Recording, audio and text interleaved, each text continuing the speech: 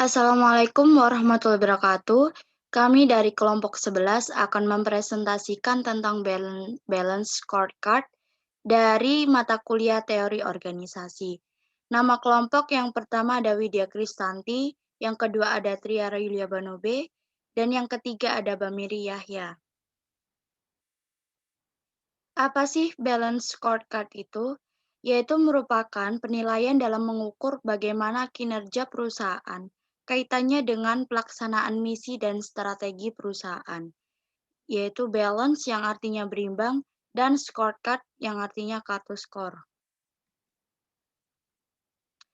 Bagaimana konsep BSC, yaitu misi dan strategi organisasi, yaitu dibagi menjadi 4. Yang pertama, perspektif pelanggan. Yang kedua, perspektif proses bisnis internal. Yang ketiga, perspektif pembelajaran dan pertumbuhan. Dan yang terakhir ada perspektif keuangan. Organisasi berfokus pada strategi, yaitu yang artinya pertama, menerjemahkan strategi ke dalam istilah operasi. Yang kedua, menyelaraskan organisasi terhadap strategi. Yang ketiga, membuat strategi menjadi bagian dari pekerja karyawan. Yang keempat, membuat strategi menjadi proses yang berkesinambungan. Dan yang terakhir, yang kelima, memobilisasi perubahan melalui kepemimpinan eksekutif atau biasa yang disebut executive leadership.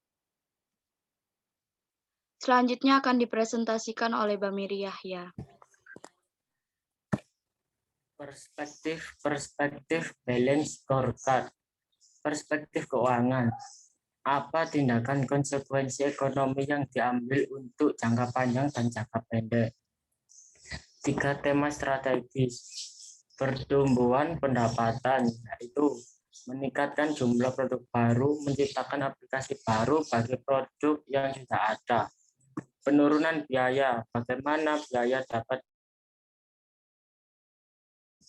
penggunaan aset. Contoh kas yang dimiliki perusahaan akan lebih baik jika diputar untuk investasi dan aset yang telah ada dimanfaatkan sedemikian rupa agar memiliki nilai tambah.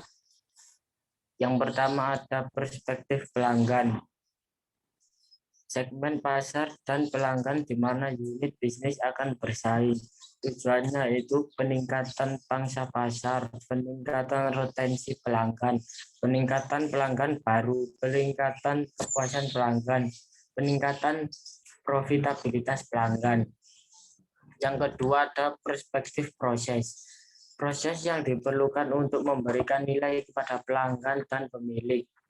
Rantai nilai proses inovasi, mengantisipasi kebutuhan yang timbul dan kebutuhan yang potensial dari pelanggan, serta menciptakan produk dan jasa baru untuk memuaskan kebutuhan itu.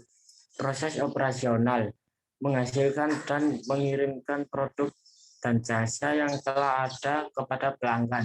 Proses jasa pasca penjualan, memberikan pelayanan yang cepat, tanggap, dan penting bagi pelanggan setelah produk atau jasa telah dikirim. Yang ketiga ada perspektif pembelajaran dan pertumbuhan. Kemampuan yang diperlukan organisasi untuk memperoleh pertumbuhan jangka panjang dan perbaikan. 3 tujuan utama yaitu kemampuan karyawan, tingkat kepuasan karyawan, persentase pergantian karyawan, produktivitas karyawan, motivasi, pemberdayaan, dan pelibatan karyawan.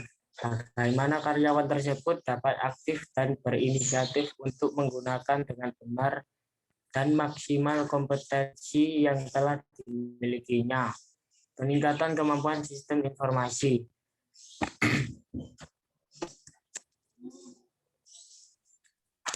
Selanjutnya akan dipresentasikan oleh Widya Kristanti. Implementasi dan pengukuran kinerja BSC. Yang pertama, ukuran LEG. Contoh, profitabilitas pelanggan. Yang kedua, ukuran LED. Contoh, jumlah jam pelatihan karyawan. Yang ketiga, ukuran objektif. Contoh, pangsa pasar. Yang keempat, ukuran subjektif. Contoh, kemampuan karyawan. Yang kelima, ukuran keuangan. Contoh, beberapa besar laba, aset, dan sebagainya. Yang keenam, ukuran non-keuangan. Contoh, jumlah pelanggan yang tidak puas. Contoh, kepuasan pelanggan dan beberapa besar pembelian investasi. Yang kedelapan, ukuran internal.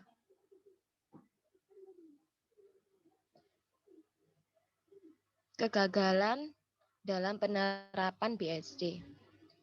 Alasannya yang pertama, tidak ada komitmen pimpinan. Yang kedua, terlalu sedikit staf terlibat.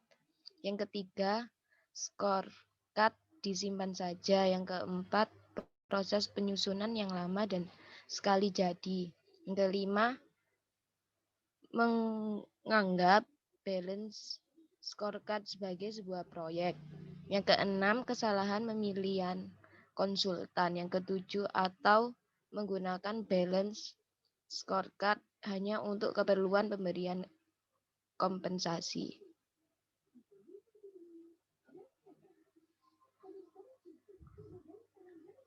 Tips membangun BSC.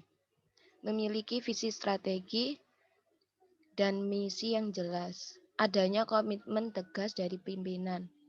Semua staf lini dalam perusahaan terlibat. Tidak menjadikan balance scorecard sebuah proyek namun kebiasaan.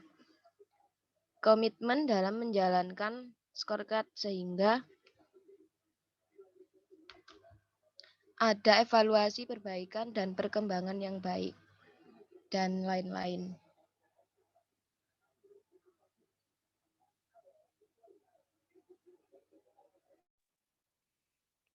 Terima kasih, segitu aja dari presentasi kami. Apabila ada kesalahan kata, kami mohon maaf. Wassalamualaikum warahmatullahi wabarakatuh.